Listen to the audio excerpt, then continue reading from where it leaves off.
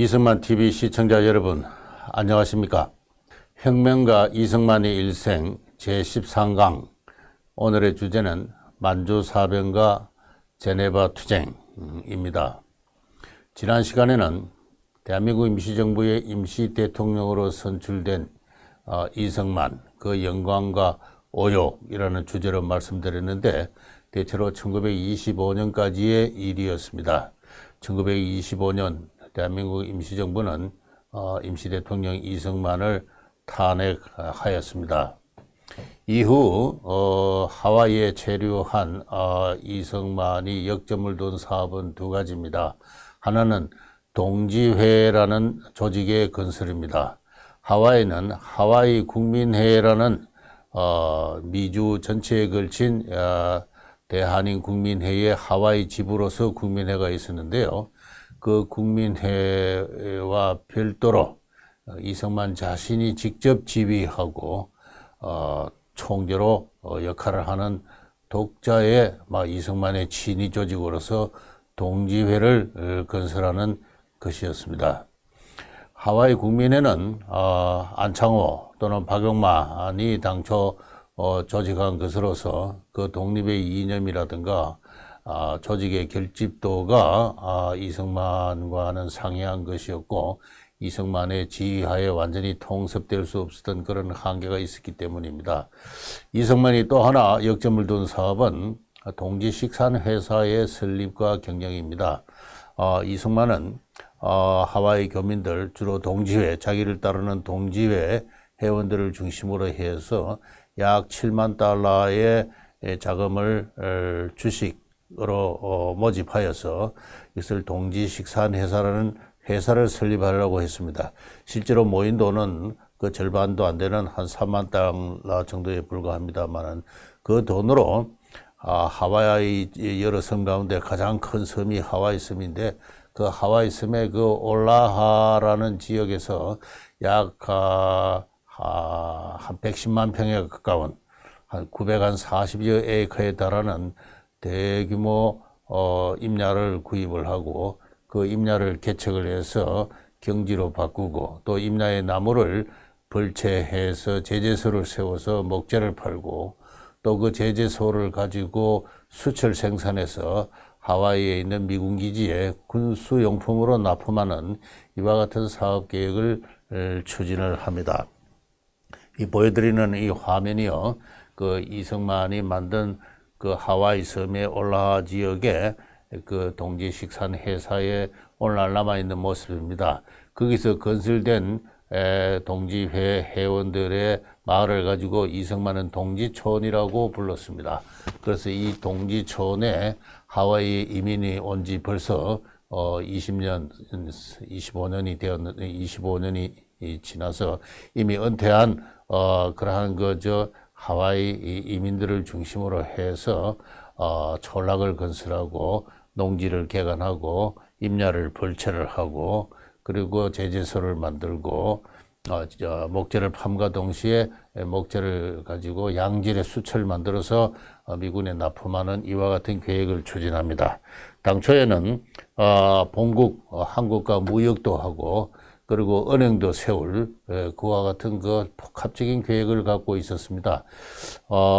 이러한 생각은 당장의 일본으로부터의 분리, 이 독립은 그 전망이 불투명하고 잘 보이지 않는 가운데 독립운동의 기지, 하와이 한인 사회를 자립갱생하는 그와 같은 그 협동 조직으로 만들기 위한 그와 같은 원대한 계획이었다라고 그렇게 생각을 합니다. 그러나 이승만은 사업가가 아니었고, 이 동지식산 회사는 성공을 하지 못합니다. 무엇보다도 자금이 부족했고, 그 다음에 경험이 부족해서 만든 숯이 미군에 납품이 되었을 때 품질 검사에서 불합격을 합니다. 이 폭탄 제작에 쓰이는 어떤 그 숯인데 아주 양질의 어떤 제품이어야 하는데, 이승만이 건설한 이 숯가마에서 그런 양질의 숯은 생산되기 힘들었습니다. 그런 가운데 또 대공황이 발생을 하고 자금의 여력이 더욱더 궁색한 가운데 동지식산해사는 결국은 실패를 했고, 이 사건은 이승만이 자기를 따르는 하와이 교민사회에서 그 평판이, 그 명망이 예전처럼 예전과 같지 못하는 평판이 실추하는 하나의 그 계기를 이루기도 했습니다. 이 보여드리는 이 사진은 그런 와중에 1930년에 미주 전체에 걸쳐서 이승만이 조직한 동지회 대표들이 모인 그러한 회의입니다. 하와이에서만 동지회가 만들어진 것이 아니고 미주 전체에 걸쳐서 뉴욕, 워싱턴, 샌프란시스코, LA 모든 지역에 걸쳐서 이승만은 기왕의 국민회와 별도의 자기의 독립운동 조직인 동지회를 만들고, 그 동지회 대표들이 1930년에 이 하와이 호놀룰루에서 모여서 전체 회의를 하는 이러한 그 모습입니다. 이 동지회, 바로 이 동지회에서 이승만이 연설을 하고 한 그 내용을 잠시 소개해 드립니다. 이것은 1930년 당시 이승만의 독립운동 방략이 어떠한 것인지를 그 동지회 회원들에게 설명하는 내용이었고, 오늘날 우리가 이 무렵에 이승만이 어떠한 생각을 하고 있었는지를 이해하는 데도 도움이 되기 때문에 소개해 드리겠습니다. 첫째는 사람들이 날 보고 자꾸 비폭력주의 하는데, 나의 진정한 뜻은 진정한 국민적 전쟁을 준비하자는 것이다. 그래서 때가 되면은 기회를 보아서 대포와 비행기를 가지고 전쟁을 선포해서 적국을 향해서 선포하는 것은 세계의 공법이다 하는 것입니다. 그래서 국민적 전쟁을 준비하고 실력을 기르고 기회를 보아서 적절한 시기에 비행기와 대포로, 이 말이 참 인상적입니다만은, 적국을 향해서 전쟁을 선포하는 것은 만국 공법이 인정하는 하나의 떳떳한 권리다. 그런데 실력이 갖추어지지 않고 때가 되지 않았는데 원수 한두 사람을 해하려고 개인 행동을 하는 것, 폭탄을 던지거나 총격을 가하는 거라, 이런 것은 불가능하고, 오히려 적국으로부터 모진 탄압을 불러일으켜서 동포들의 생명과 재산을 해할 뿐더러 적국이 더욱더 강한 어떤 국제적 명분을 취득하는 데 도움이 될 뿐인 하나의 허사다. 그래서 나의 그 비폭력주의를 이와 같은 뜻으로 이해를 해달라 것이고, 그 다음에 세 번째, 이 말이 중요합니다. 바로 그 전쟁을 선포할 때까지 동지회를 군인의 조직체로 운영하자는 것입니다. 이 동지회는 민주적이고 공화적인 그러한 조직이 아니다. 단체가 아니다. 이게 군인 조직이다. 개인의 발언권이나 언권 같은 것은 좀 유보해달라. 그래서 국권을 회복하는데 일심으로 협력하자. 일본이 명치유신을 한 초기의 일을 보거나, 프랑스의 혁명을 한 그 초창기의 일을 보거나, 심지어는 미국 혁명을 한 초창기에도 민주주의, 공화주의는 유보되었다 하는 것입니다. 이들 나라에서 민주주의와 공화주의는 이후 오랜 기간에 걸쳐서 자기 이 나라의 실정에 맞는 형태로 발전해 왔을 뿐이고, 처음부터 국권을 회복하고 전쟁을 할 때에 그렇게 민주공화제가 발전하지 않았다. 따라서 우리의 동지회도 군인과 같은 조직체로서 운영되어야 하고, 그래서 내가 이 동지회의 영구총재가 되려고 하는 거 아니냐. 내가 무슨 욕심이 있고 내가 무슨 명예욕이 있어가지고 그러는 거 아니다 하는 그러한 그 이해를 구합니다. 나를 믿고 좀 따라달라 하는 그런 이야기입니다. 그러면서 네 번째, 우리나라 사람들은 애국심이 아직 충분히 발달하지 못해서 매양 사소한 개인의 이해와 득실을 인연해서 민족의 대사업을 장애하는 습관이 도처에서 성행하고 있다는 것입니다. 내가 이런 이야기를 하면 그거는 당신의 권력욕인가 명예욕에서 그렇지 않은가, 내가 당신한테 굴릴 게 뭐가 있느냐, 이렇게 이야기를 하면서 많은 사람들이 이승만의 주장을 거부를 하고 그에 저항을 합니다. 심지어는 동지회에 처음에 참여했던 간부들조차도 동지회 이사로 포섭했던 그 이사 한 7, 8명 가운데도 근 서너 명이 때가 되면 다 이승만 반기를 들고 나갑니다. 자기가 여기 와서 뭔가 한번 해볼까 했더니 이승만이 내가 영구 총재가 되어서 독립전쟁을 위해서 이 동지회를 지휘하겠다 하니까 승복을 못하는 겁니다. 이승만은 그것을 가지고 우리나라 사람들의 애국심이 아직 충분히 발달하지 못해서 그렇게 안타까운 어떤 마음을 피력을 합니다. 그러면서 이에 찬성할 수 없는 사람은 동지회 회원이라도 동지에 가입한 회원이라도 탈퇴하는 것이 좋습니다. 라고 그렇게까지 이야기합니다. 그렇게 해서 실제로 간부들이 탈퇴해서 저 반대편에 있는 국민회의에 가입을 해서 이승만을 가장 그 아프게 공격하는 어떤 그 정적으로 역할하는 것을 우리가 볼 수 있습니다. 이것은 비단 미국에서뿐만 아니라 중국에서도 그러하였고 오늘날 해방 이후에 한국에서 그렇고 오늘날 현실에서도 그러합니다.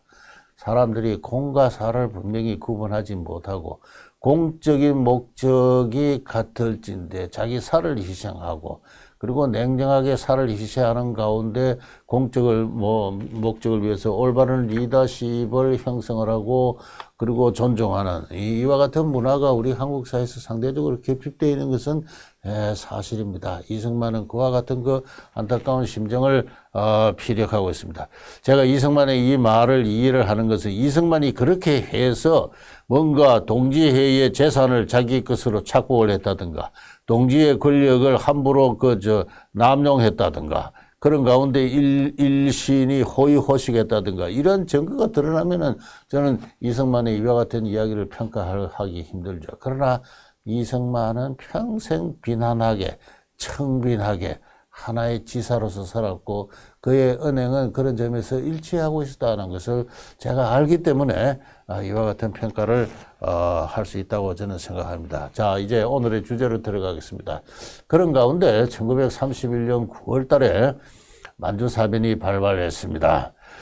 만주에 있는 일본의 관동군이 독자적으로 행동을 하면서 만주 철도를 폭파하는 그러한 위장극을 벌리고 그걸 빌미로 해서 만주 전역을 점령을 하고 그리고 청제국의 마지막 황제 부위를 옹립해서 만주국을 건설을 합니다. 이게 만주사변인데요. 그러자 9월 달에 일어났는데 벌써 11월 달에 이승만은 하와이를 출발해서 워싱턴으로 향합니다. 그는 이미 나이가 50대 후반이었고 그렇게 용맹한 어떤 그런 그런 성품의 연대는 지났습니다만 동지의 회원들이 그의 제자들이 선생님 여기에 가만히 앉아 있을 때가 아닙니다. 워싱턴으로 가십시오.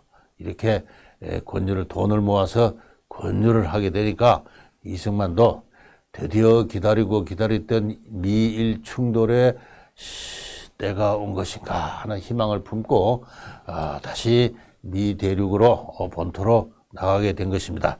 1928년에 임시정부 임시대통령 시절에 설립한 구미위원회라고 하는 사무실이 있었는데 그 사무실이 28년에 재정난으로 해서 폐쇄가 되었습니다. 그것을 다시 열고 미국 정부를 상대로 해서 외교 활동을 다시 재개를 한 겁니다.